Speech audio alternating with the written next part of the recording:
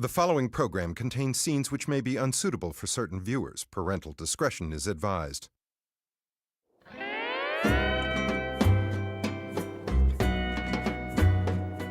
The South Pacific is a vacation paradise. A carefree place we go to ease our pain.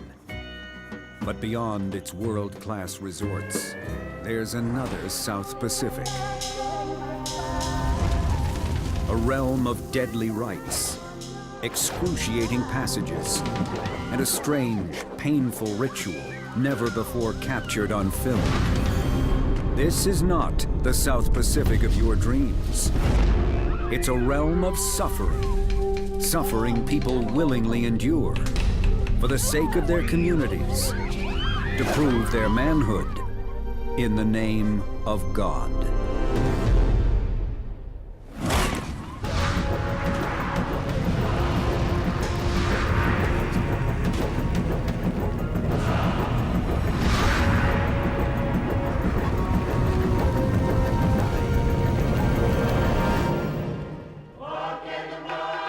The archipelago of Fiji, islands of spectacular beauty, home of some of the world's most beautiful resorts.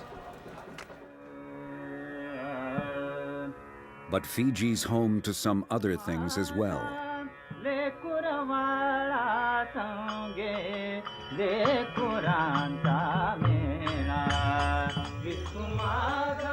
In the 19th century, Fiji was a British colony and needed workers for its sugar fields. The British recruited men and women from India. Many stayed on after completing their labor contracts, which is why today nearly half of Fiji's people are of Indian descent, and why Fiji boasts some 200 Hindu temples. Fiji's Hinduism has some very modern rituals, like this blessing of a new car, but it remains firmly rooted in India's ancient past.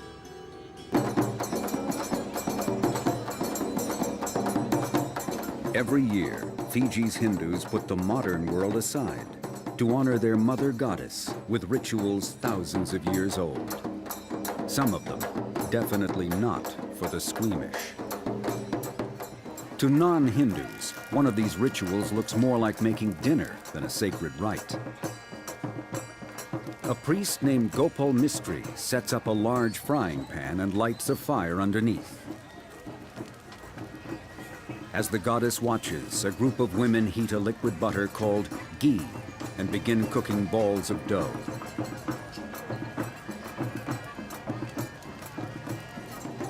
Meanwhile, Gopal Mistry has moved on to a more unusual task, pushing metal wires and skewers through the flesh of devotees.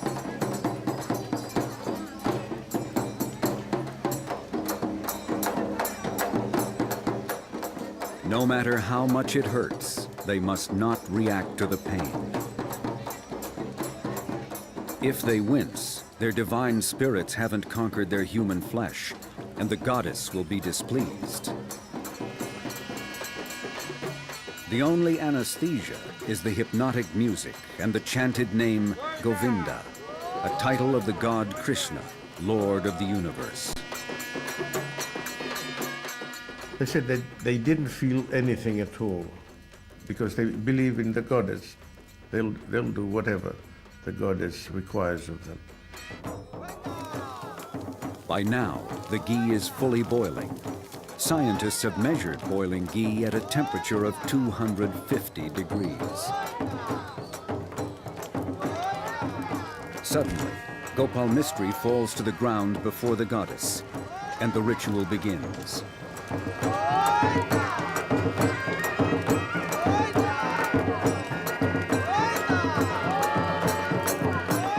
With his bare hands, he picks up dough balls from the boiling ghee and offers them to the goddess.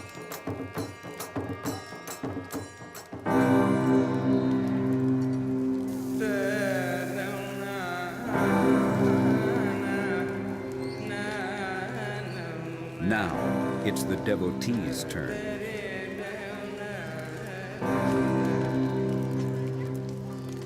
Even if you're tempted, don't try this at home.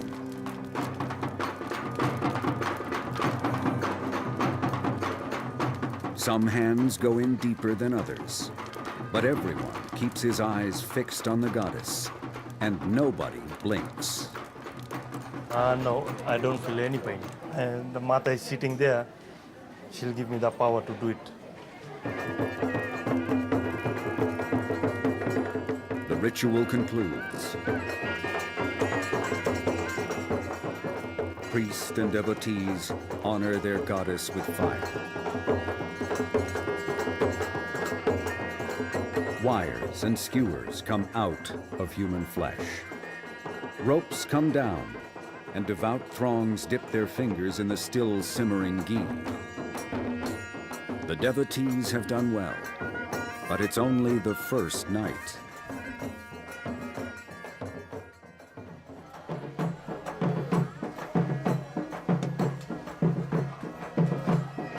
The following evening, Gopal Mistry lashes the devotees with a whip.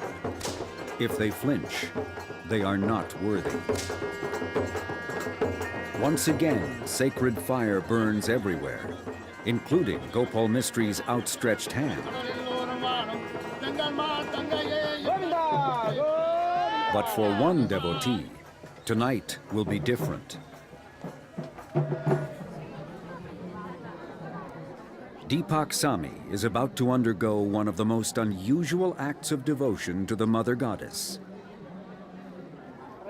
As Deepak watches, Gopal Mistry and other priests prepare a small chariot carrying an image of the goddess. Deepak makes an offering. Then it's time to pierce his flesh again to show his conquest of earthly emotion and pain. But tonight, there will be more to conquer than just the pain of piercing. The priest sticks 2 hooks into Deepak's back, hooks attached to chains. Chains attached to the chariot.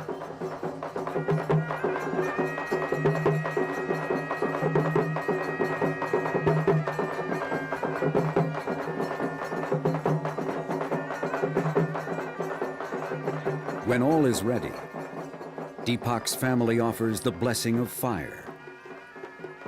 And he begins to walk 3 times around the temple, pulling the chariot with his own flesh.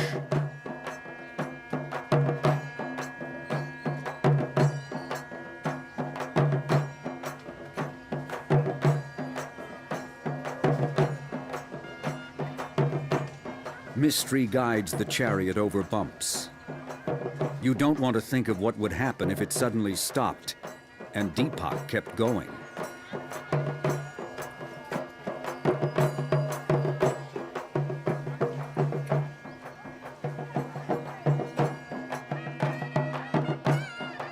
Finally, Deepak heads into the temple.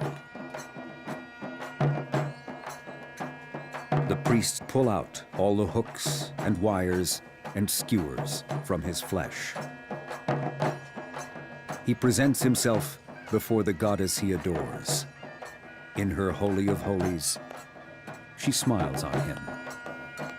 He has earned her love. But the rites of the goddess aren't over yet. Coming up, Fiji's Hindus take devotion to new levels of pain. Samoans endure the agony of getting one of the world's most astonishing tattoos.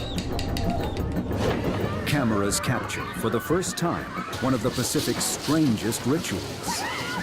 And men leap off 100-foot towers, hoping they'll hit the ground.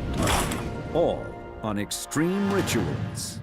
The following program contains scenes which may be unsuitable for certain viewers. Parental discretion is advised. The South Pacific, where thousands of visitors feel no pain. But some of the people who live on these islands feel plenty of pain.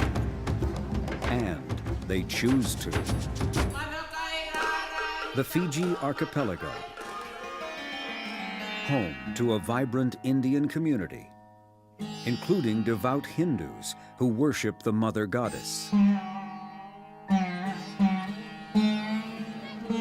warm July night, a huge crowd jams a Hindu temple, their eyes fixed on a curtain held before the goddess.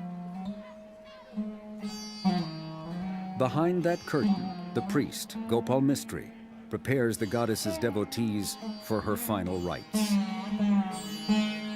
As he threads wires and skewers through their flesh, they keep their eyes on the goddess, muttering prayers in what seems to be a trance.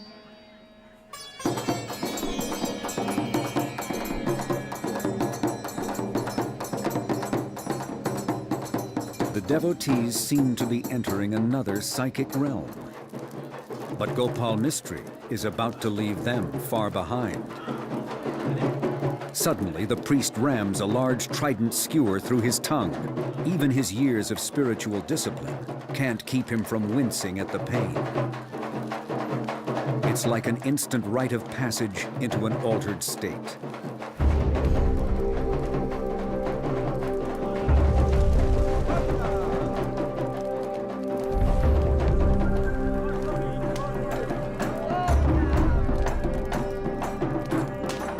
Methodical priest becomes a man possessed. Cracking his whip, he leads the devotees around the temple in their final procession as they carry clay jars filled with burning camphor on their unprotected heads. Merged with divinity, Mistry roars with the goddess's power.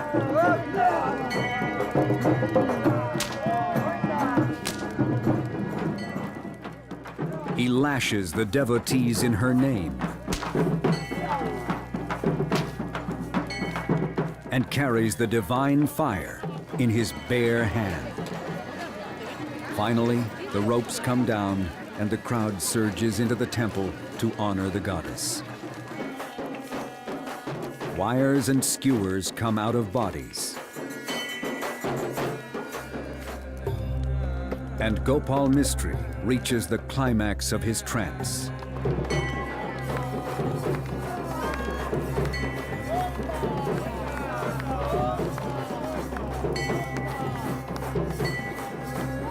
He collapses inside the goddess's inner sanctum, asking her help to return to the human world.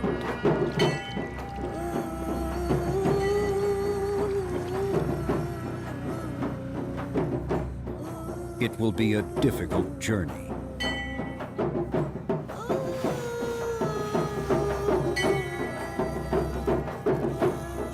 On Fiji, these Hindu worshippers suffer for the sake of their beliefs. But they aren't the only ones. Every year, another group of Fiji's Hindus honors their goddess with another painful ritual.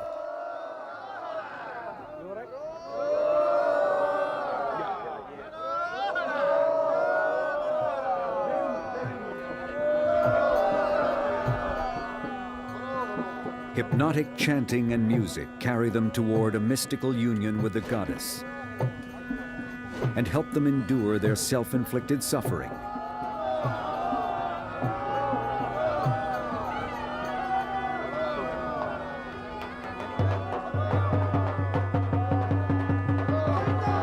As more and more metal punctures flesh and the drumming and chanting build, many of the devotees seem to enter a trance.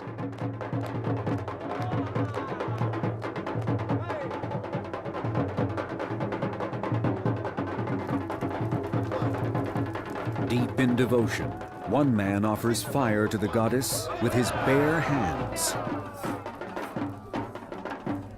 Just when it seems some devotees are running out of skin to skewer, the piercing stops. The drums build to a marching beat. Suddenly, the goddess herself is dancing among them, leading them through the streets.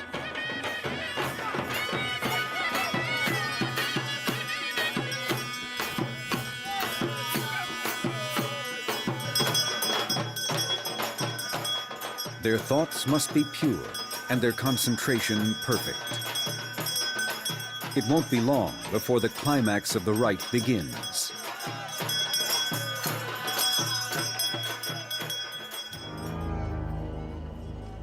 crowd has gathered at a temple. As the devotees approach, excitement builds.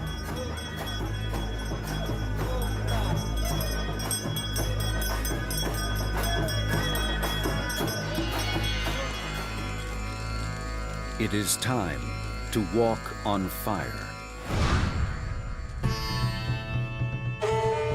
Each devotee must pass 5 times across a bed of burning embers.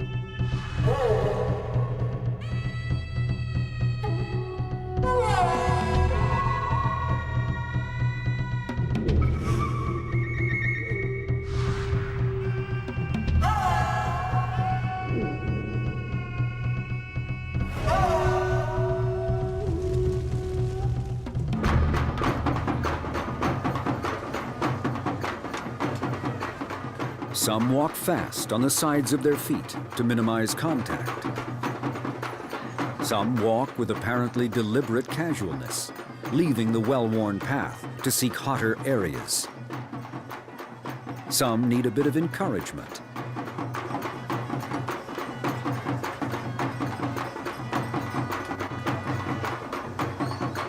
Everyone can see the heat rising from the pit, but no one seems to feel it. We do get some sort of fear that it's fire, we can't play with it. But then once we cross, we get spiritually high, and then we just make it.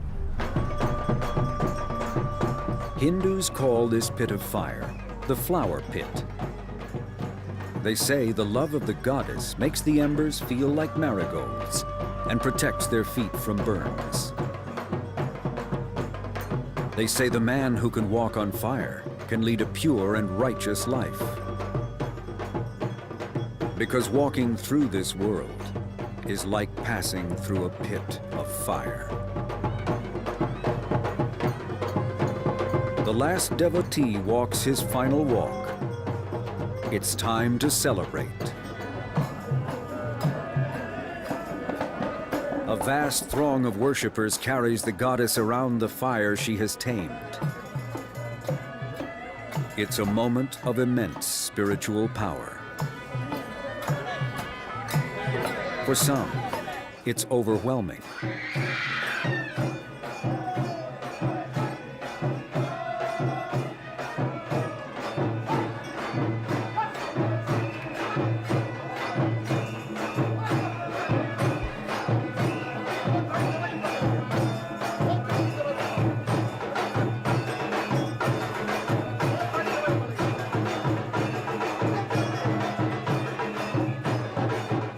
On this holy day, in this holy place, the goddess reigns supreme.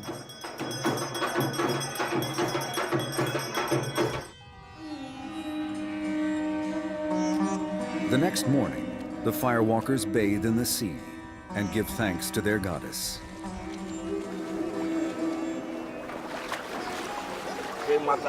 Today, they will resume their ordinary lives and once again enjoy the pleasures of this world. But for one last moment, they commune with the Great Mother who loves and nurtures them. As deep and eternal as the sea, as pure and terrible as fire. But Fiji isn't the only Pacific paradise with rituals of suffering. On another island so beautiful you think you've died and gone to postcard heaven, people spend their last dime for the privilege of undergoing one of the South Pacific's most ancient sacred rites. A process that can take days or even weeks.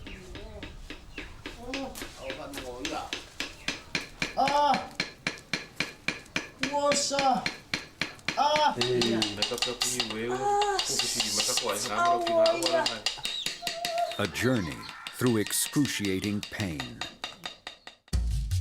About 2,500 miles southwest of Hawaii, and the same distance northeast of Australia, lies Samoa, the United States territory of American Samoa, and the sovereign nation of Western Samoa. Just a few miles off Western Samoa's main island of Upolu lies the much smaller island of Manono. It's only a short boat ride to get there, but it's a long trip back in time. On Manono Island, modern Samoa's ancient traditions live on. One of the most ancient lives on here, in this tiny house.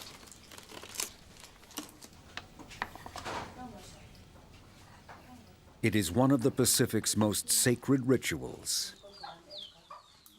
and one of its most painful. The ancient art of tatau, a Polynesian word that's passed into English as tattoo.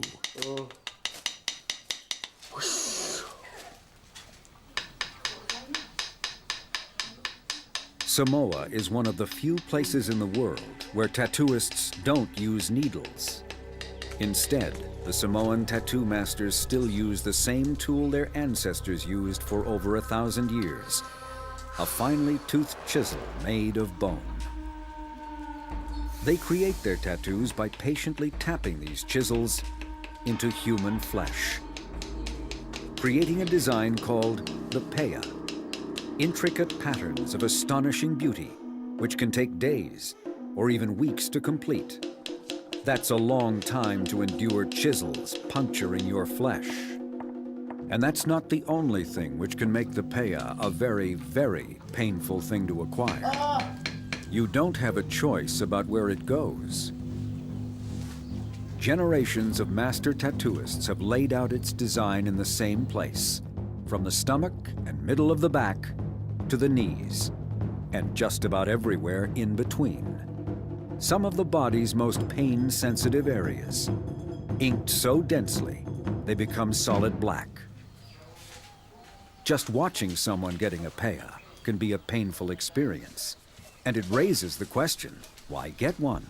After all, there are plenty of less painful ways and less painful places to acquire a tattoo. The answer reveals the reason why even today Samoans will submit to days or weeks of chiseling their flesh instead of just dropping by the local tattoo parlor for a quick needle job. Next, secrets of the Samoan tattoo masters and the reason why anyone would pay good money to go through pain like this just to get a tattoo. And on an island almost never visited by outsiders, survival depends on how fast these men can run and how many people they can hit in a rite that's never been filmed until now. All on Extreme Rituals. The following program contains scenes which may be unsuitable for certain viewers. Parental discretion is advised. The South Pacific.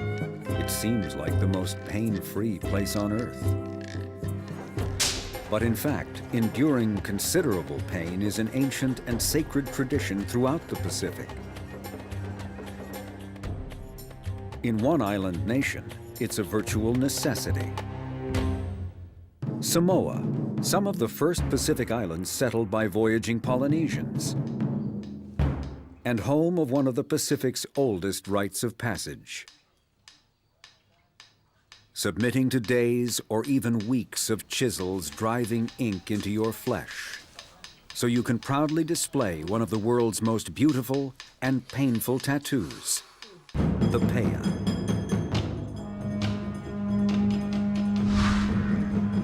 Beautiful as it is, no one gets a pea just for vanity's sake. There are much more important reasons. Getting tattooed in Samoa may be one of the world's best examples of no pain, no gain.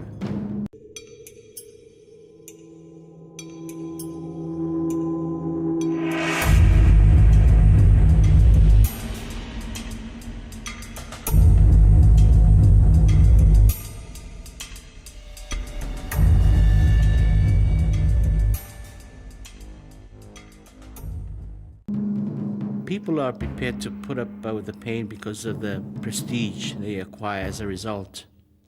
The tatau was a rite of passage that everyone, every male, had to undergo. To be a chief in the old days, you had to have a tattoo. It's like getting a degree or a new job. It's a way of advancing yourself. The pain is seen as a necessary part of that. Being able to withstand that pain says a lot about you as a person, as well as giving you material advantages. A Samoan man without a tattoo might as well be called a woman. Plenty of pain meant plenty to gain, and not just in the job market. If you were tough enough to get a paya and rich enough to afford one, it wasn't only the chiefs who liked the way you looked. It's a great line in a movie once, Mickey Rourke. It's always a badass that makes a girl's heart beat faster. Well, maybe it's a tattooed man that makes a girl's heart beat faster. A person with a tattoo is brave. He's a warrior. You know, he's a winner. He can protect me and my children and my family. He's tough, and that's a sign of it. In the old days, that was one of the old pagan customs, that a man who had just been tattooed had to have sexual intercourse with a female, not his wife, somebody other than his wife. But thoughts of love alone won't get you through an ordeal like this, and the tattoo masters know it. Over generations, they've developed sophisticated methods to help their clients handle pain. You might have some people come and sing to sort of make the person relax. And in fact, they did have certain songs to sort of encourage him to bear the pain. You know, they also resort to psychological tricks, cracking jokes, listening to gossip and tales. Maybe even have your girlfriend or wife or mother hold your hand. Despite its profound importance as a male rite of passage, Samoan tattooing is not for men alone. Samoan women don't get off any easier. The woman's tattoo, called a malo, is a simpler design than the paya, and it covers less of the body, only the thighs. But try telling a woman that she's going through anything easier than a man.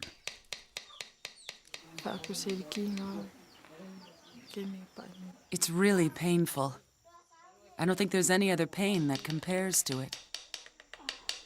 I tried grabbing the hand of the person next to me and squeezing it to make myself feel better, but that didn't work. No matter what I tried, I still felt the pain. Coming up next, a never-before-filmed ritual makes its television debut, inflicting pain in the name of prosperity and good health, and a perilous plunge to save the world, all on Extreme Rituals. The following program contains scenes which may be unsuitable for certain viewers. Parental discretion is advised. The South Pacific, home of some of the world's most sensuous dances. Beautiful bodies in beautiful motion. Delightful distractions from our daily cares. But some South Pacific dances have a very different purpose. Vanuatu, a nation of 80 islands between Fiji and Australia. Home of over 100 different cultures, speaking over 100 different languages. In Vanuatu's far northeastern corner lies remote Maiwo Island. Only 28 miles long and 3 miles wide, but home of 3 languages and 3,000 rarely visited people. It's a very powerful island. It's an island that has a lot of secrets. Every year, something very unusual happens here. Something that makes people look fearfully over their shoulders. Something so strange, it baffles the uninitiated. Something never before captured on film. Until now. Springtime in the village of Kayo. People gather at the central dancing ground. A television crew's here too, the first ever to visit the village. At last, what everyone's been waiting for begins. Although they're friends and neighbors, the dancers conceal their identities with head-to-toe costumes, and they keep their voices low as they utter their strange, guttural chant. They dance and chant together in the center of the village, waving long spine-covered sticks in the air. At first, it seems like many other Vanuatu dances. But then, suddenly, it doesn't.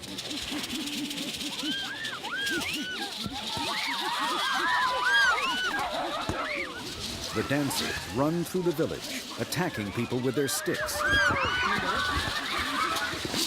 Even the TV crew. And then, just as suddenly, they're gone. This sort of ritual activity from Maivo has never been seen on the screen before. It's extremely rare that people on Maivo will even allow anybody that's not from their area to see things like this.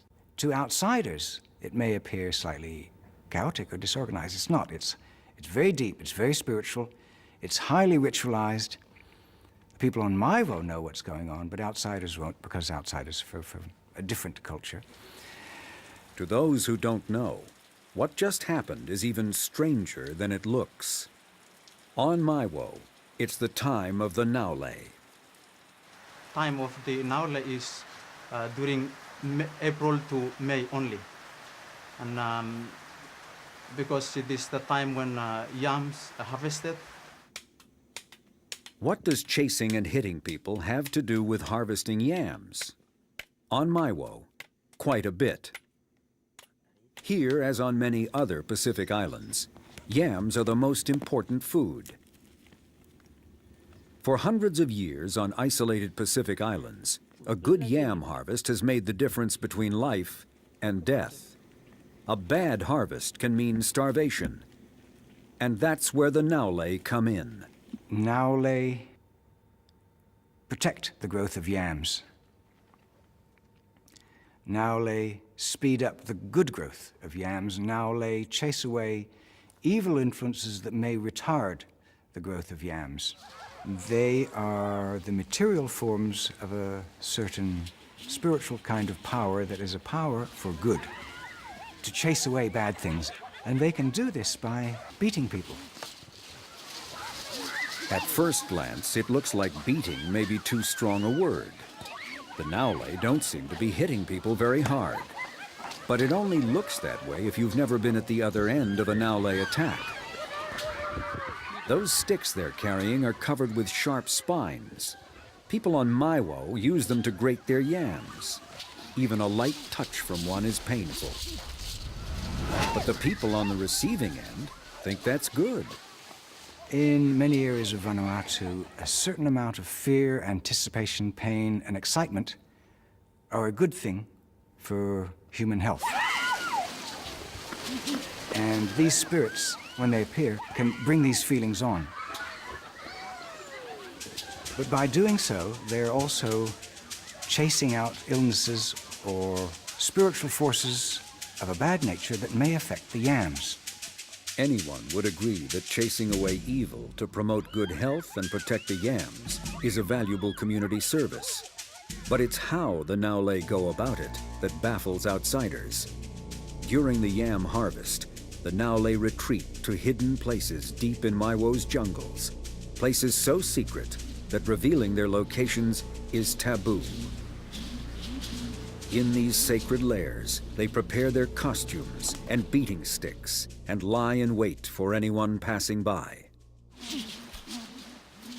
From April to June, travelers on Maiwo's roads keep their eyes open and look over their shoulders, wondering if the Naule will strike. You should actually stop when you see the Naule. Try and make up your decision. You either go or you hide.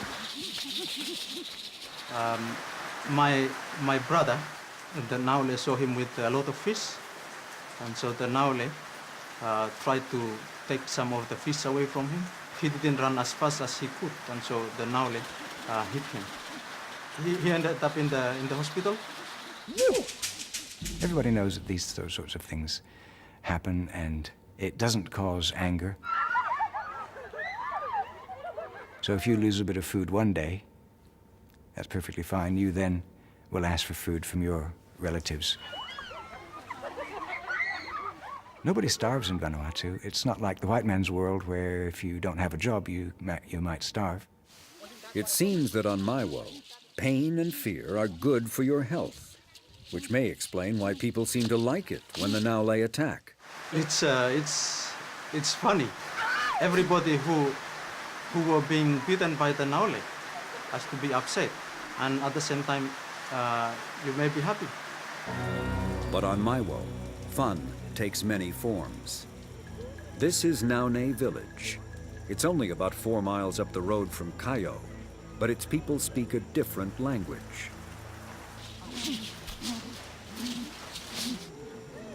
And they have some rather unusual rituals of their own.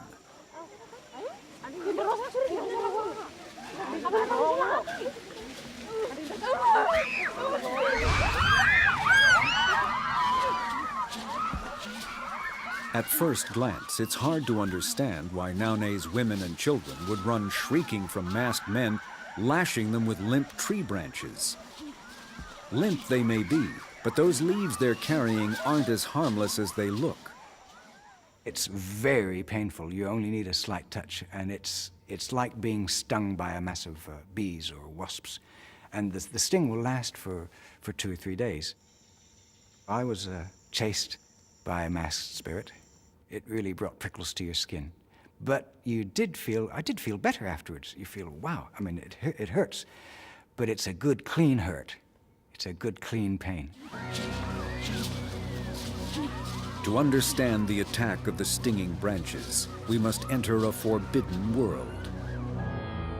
The world of the Nakamal. In Vanuatu, a Nakamal is a men's house, off limits to women and children. In its dark interior, men carry out their secret rites and tell their secret tales. One of them is the legend of the Tamaragai, an old man who takes food from women and children and gives it to the men of the Nakamal. So he went through the village, in the kitchen, asking for food. Bring the food into the Nakamal, and the people which they have no woman, they eat this food. We feel it's good. They run away, so we take it, we come here, we eat, and we full. They are hungry. How do they feel about that? Oh, they're hungry, we don't want to know about it. We must take it here and we eat. To an outsider, a masked spirit prowling the area and asking people for food might seem like stealing, but within that culture it's perfectly normal. They're not allowed to go out and look for food for themselves because they're in ritual seclusion, in sacred seclusion to prepare for ritual purposes. At these times, Tamaragai will wander the area asking those people who are not in seclusion for food. The men happen to be away from the women at the time, so they need to be fed. And they're fed by the spirits.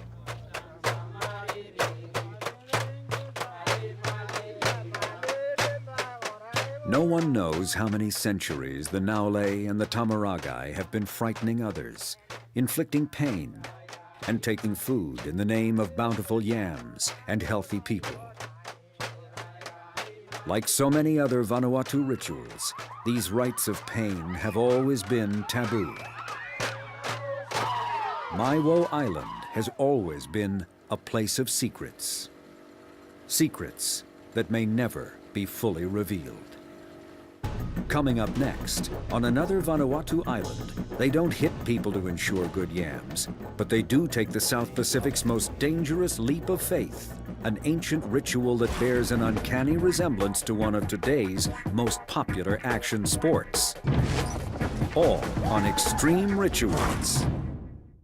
The following program contains scenes which may be unsuitable for certain viewers. Parental discretion is advised. The whole world knows the South Pacific is a diver's paradise. But you might not know that in the South Pacific there's another type of diving. Sacred, dangerous, and nowhere near the water. Pentecost Island in northern Vanuatu, just a few miles south of Maiwo, home of one of the South Pacific's most astonishing, death-defying rituals. Every year, young men voluntarily risk their lives to carry it out. For the people of Pentecost believe that only this apparently suicidal rite stands between them and disaster.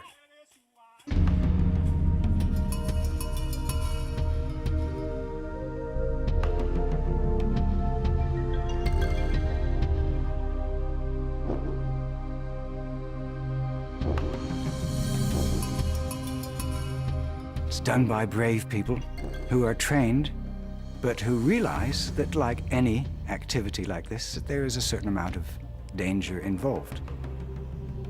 Danger is acceptable because it's done for good, deep religious purposes. They do it for their yams. They do it for their people. They do it for mankind in general. Risking your life for mankind is a very admirable thing. But why would anyone do it for yams?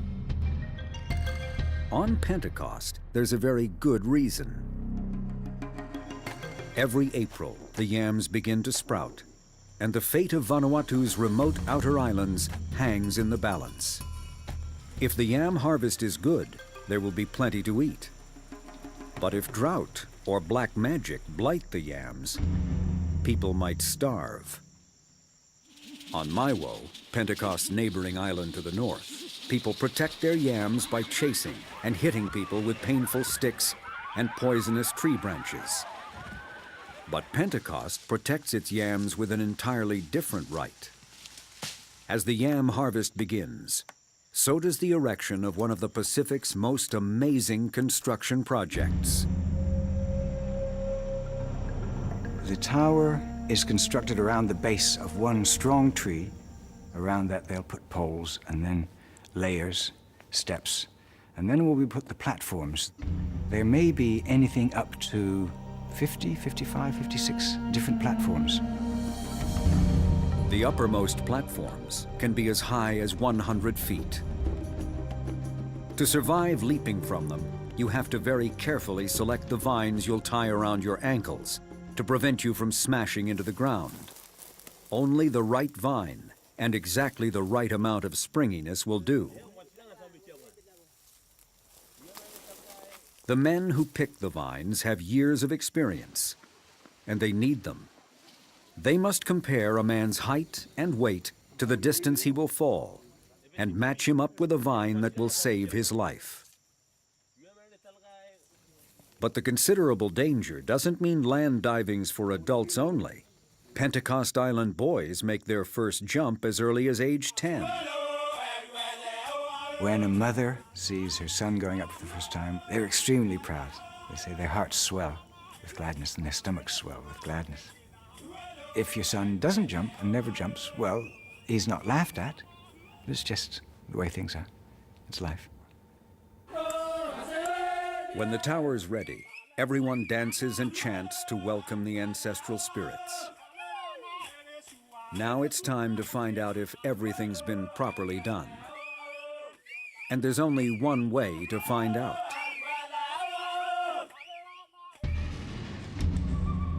Young boys making their first dive jump from the lowest platforms, but even these are more than 2 stories high. Then the men go, from higher and higher platforms, until the most experienced jumper takes the day's final leap from the tower's top, as high as 100 feet.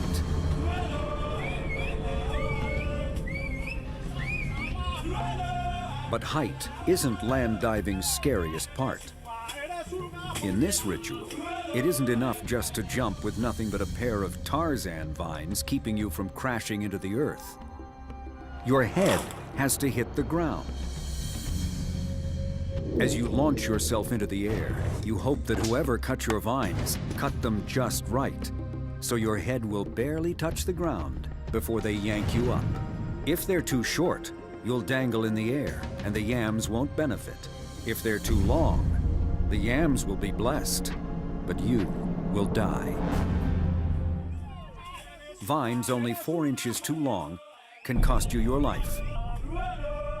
No wonder that just before he jumps, a man can say anything he wants, and no one can hold it against him. They might be his last words. There was a chap who jumped from about 55 feet. Both vines break, smack. The women started wailing and stuff. And then he gets up and, ha ha! He's fine. But not everyone has been so lucky. February 1974. England's Queen Elizabeth II and her husband Prince Philip visit Vanuatu, then a colony of England and France. The Queen asks to see a land dive. On Pentecost, some worry that it's the wrong time of year, that the vines will be too dry, and the ancestral spirits will be angry. But others agree to dive for the Queen. As the royal family watches and cameras roll, 2 divers land safely. But the third, a father of 3 named John Mark Tabby, doesn't. Both his vines broke, and he went headfirst into the ground. It was raining very, very heavily that morning, and he went right into the mud. It was mud, and he went in and broke his spine, and he died. Amazingly, John Mark Tabby's is the only recorded death of a Pentecost land diver. We'll never know how many died in centuries past. Even today, some unlucky divers never walk again. But danger didn't diminish the white man's fascination with land diving. The Queen wasn't the only visitor to Pentecost. In the 1980s, some islanders started jumping for tourists. The outside world got a good look at Pentecost's ancient rite and thought it was a pretty good idea. Bungee jumping took the world by storm. But to the people of Pentecost, this worldwide craze they'd unintentionally inspired was a ripoff of the sacred by the profane. They actually requested the Vanuatu government in about 1995 to begin a court case against the outside world for changing their sacred ritual into what they believe is a non-sacred commercial activity. It's not to stop the white people doing bungee jumping, but it's just so that those companies or individuals that do bungee jumping have a little sticker on the base of their towers to say, this originated on the island of Pentecost in Vanuatu. Whatever else it may have borrowed from Pentecost land diving, bungee jumping doesn't require the diver's head to hit the ground, which might have made selling tickets a bit harder. Today, tourists pay to witness Pentecost land diving, but it's still what it's always been, a sacred rite reserved for the few, the brave and the proud, men who year after year risk their lives for the good of their people, the blessing of their ancestors, and the thrill of cheating death.